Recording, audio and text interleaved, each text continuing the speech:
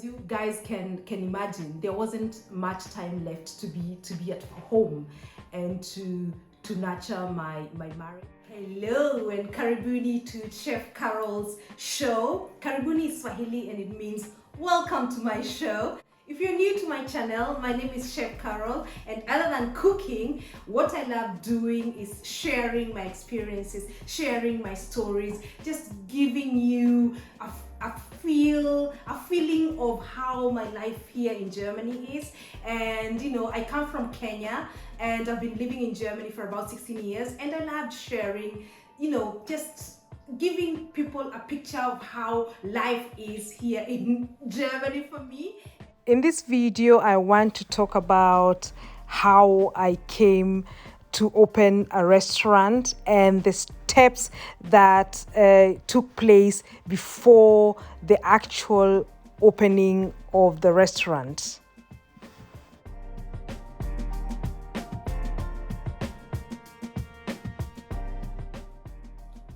I came to Germany in 2005, and that was just a short visit. So I just want to give you a very short background, because I'll be talking about that in another video, how I came to Germany and all that. So in this video, I'm only talking about the restaurant and how I came to opening the restaurant.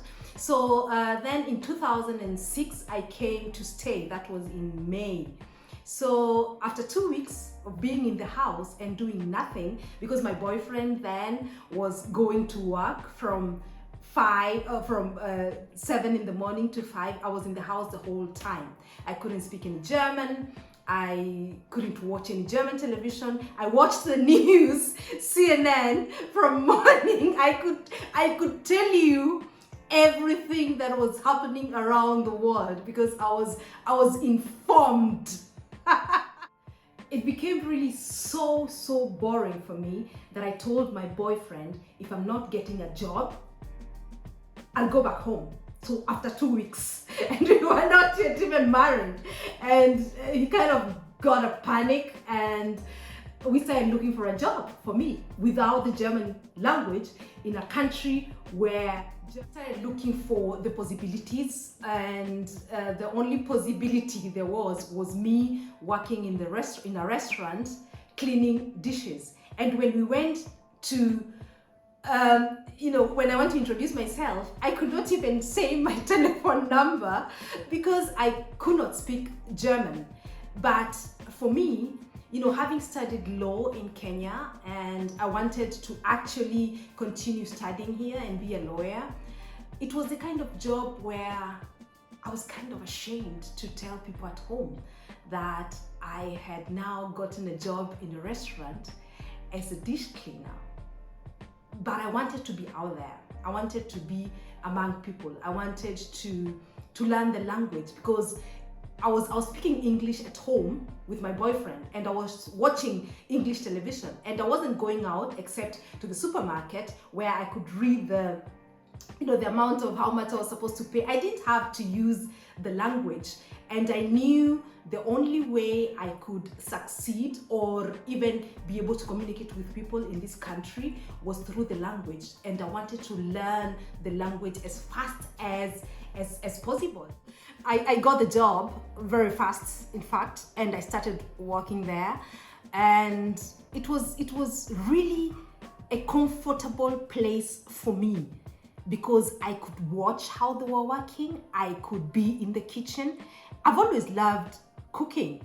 After about 2-3 weeks of being there, or maybe 4, I went and asked my boss if I could come in during hours that I was not working officially to just see how they were working in the kitchen.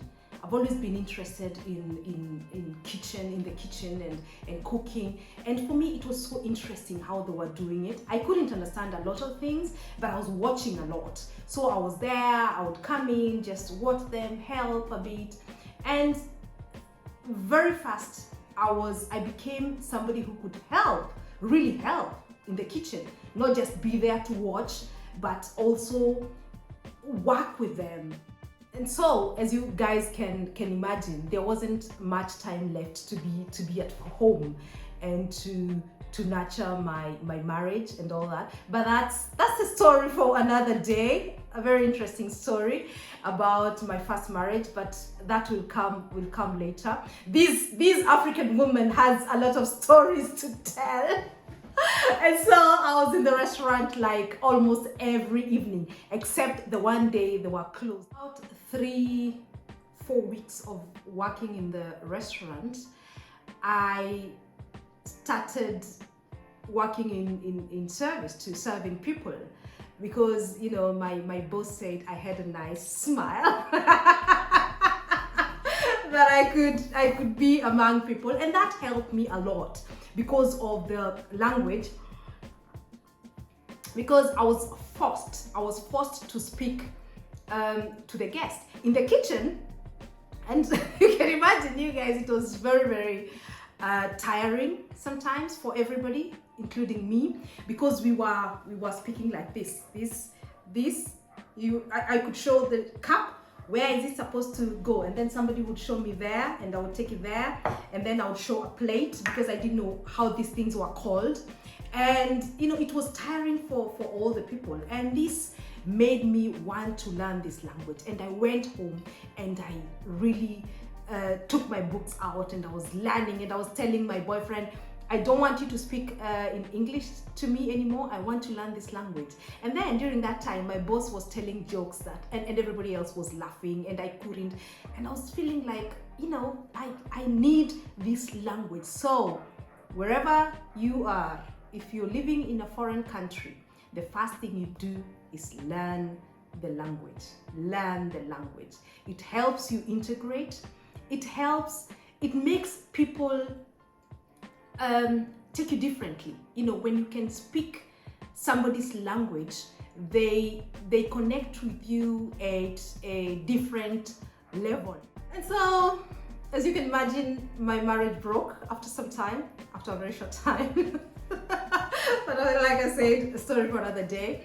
And I got into another relationship with Mwangi, as you know him, and he was born in the restaurant, in the gastronomy, and he was used to that life. So I kind of got into it 100%, and I was there full time.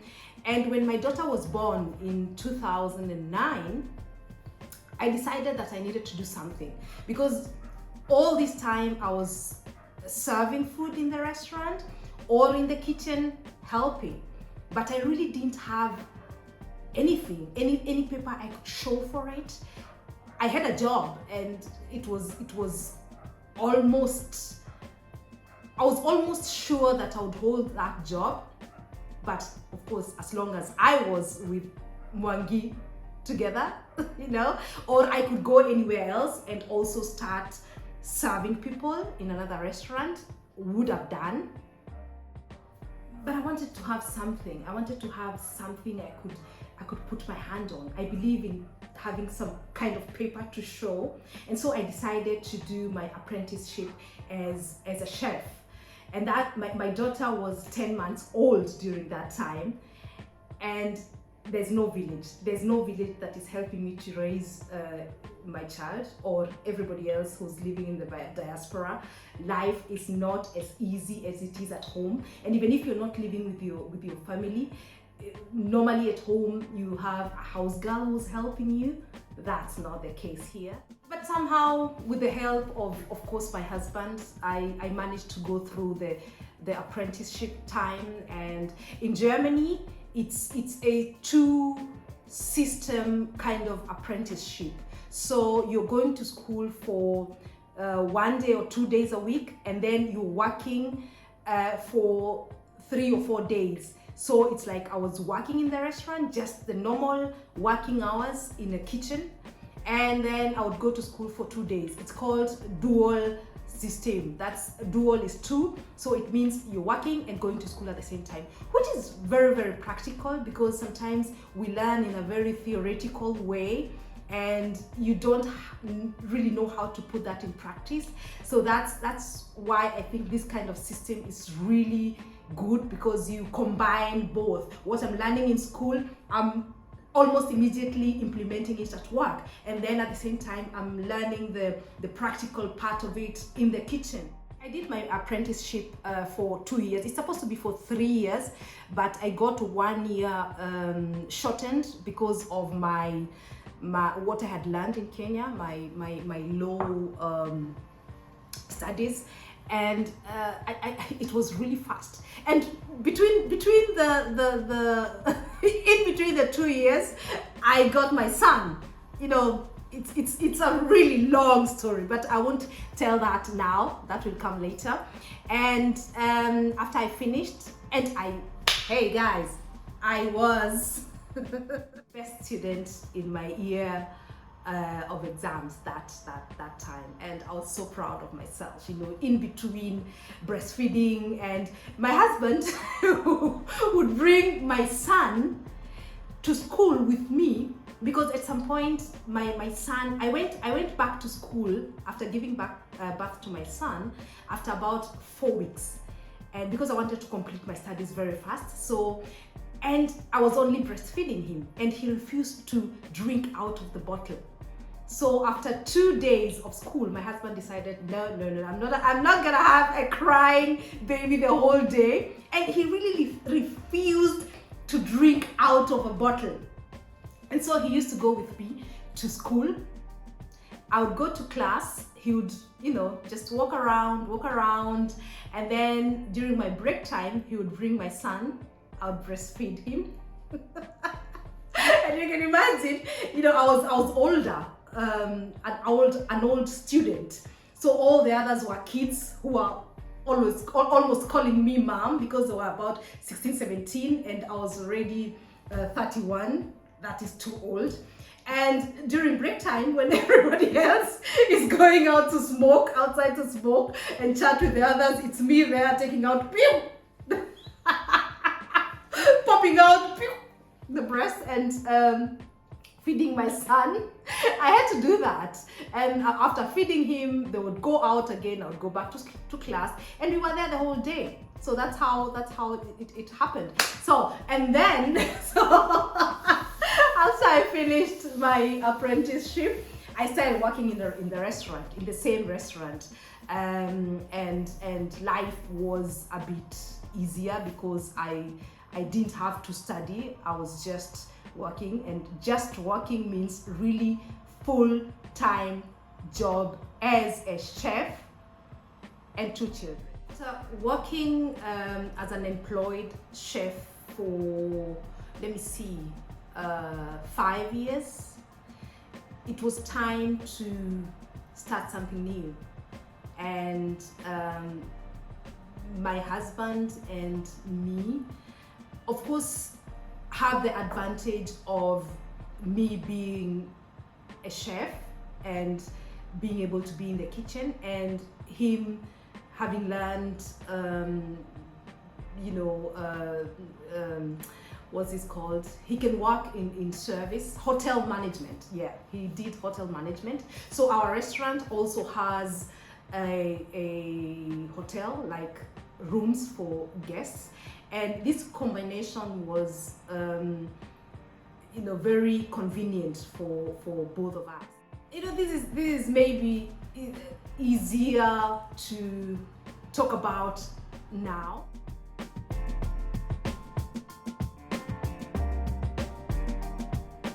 To be self-employed is not easy. And I've had people asking me, was it a difficult, hard decision to make? Yes and no. Yes and no. Yes, because you start thinking about, what happens when I'm sick? I have 2 young children. I have to be at work almost all the time, because when you're self-employed, you're responsible for everything.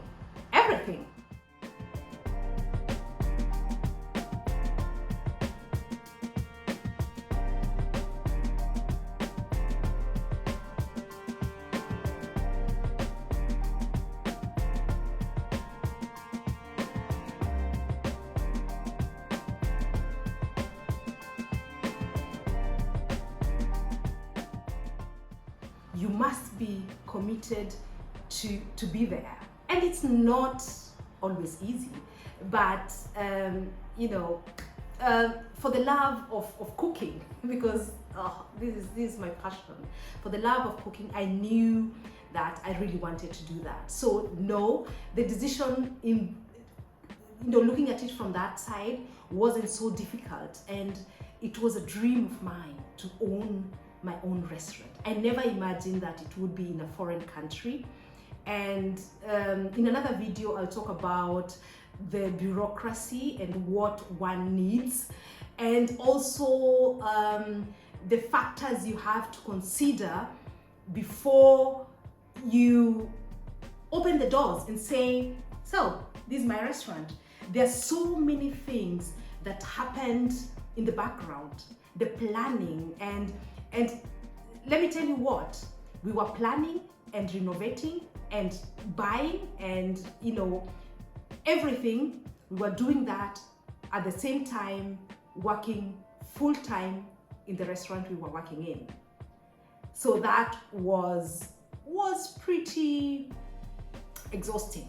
It was exhausting, but we did it. And in 2016, in February, we opened our restaurant, House Mühlenbrock, and it was just a joyful moment for me to have a restaurant in Germany in my own name.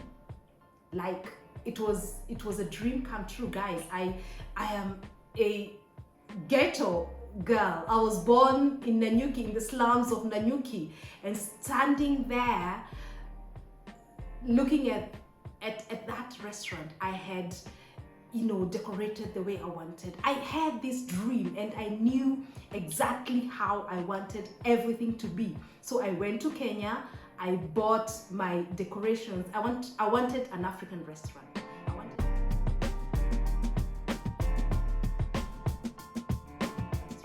I wanted it to have this African touch, and I knew where I wanted to position everything. Like, everything was in my head. I had planned everything, and my husband was very supportive in all this, in the process of deciding which foods we would make. And that's I'll do another video so that I can explain to you if maybe you're thinking of opening a restaurant. It doesn't have to be Germany. It can be in Kenya, it can be in Africa somewhere, it can be in Nigeria, it can be wherever. So the things you have to consider, because we've been running a successful restaurant for all this time, and that needs planning from the very beginning. So I think this will have a part 2 and a part 3. Otherwise, this video will be too long. But I would like to help in any way. So if you have any questions, just write in the comments so that I can respond and maybe even help if you need some advice.